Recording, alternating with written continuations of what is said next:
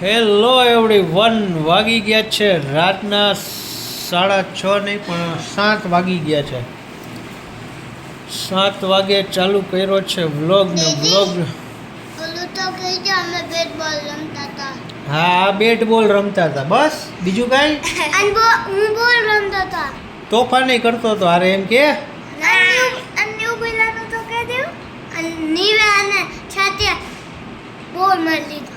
બોલ મારી લીધો. કેમ બોલ માર્યો?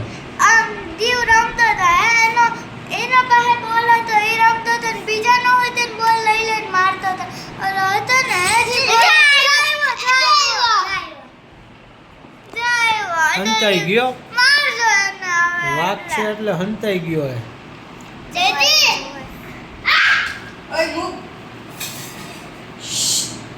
મૂકી દે.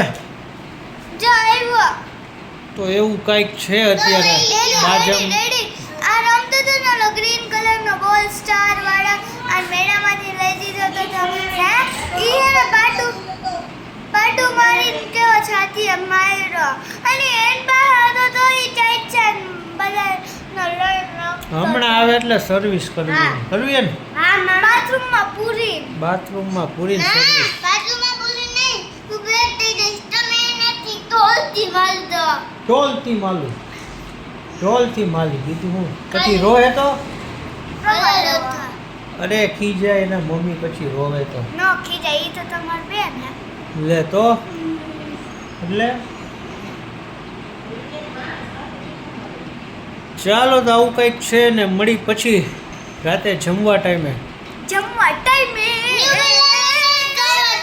હતું એવું, ઓલા ઘરે છે ને ટાવર નહોતો આવતો એટલે વ્લોગ બનતા નહોતા.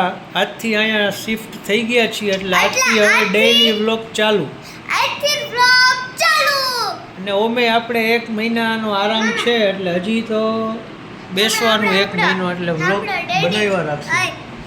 આઈસ પેલો દી બ્લોગ નો ઓલી ઘરે કોઈ દી નહોતા ઉતરતા. આઈસ પેલો દી બ્લોગ નો આઈસ આયા આઈસ પહેલી વાર આવી તાઈ જાય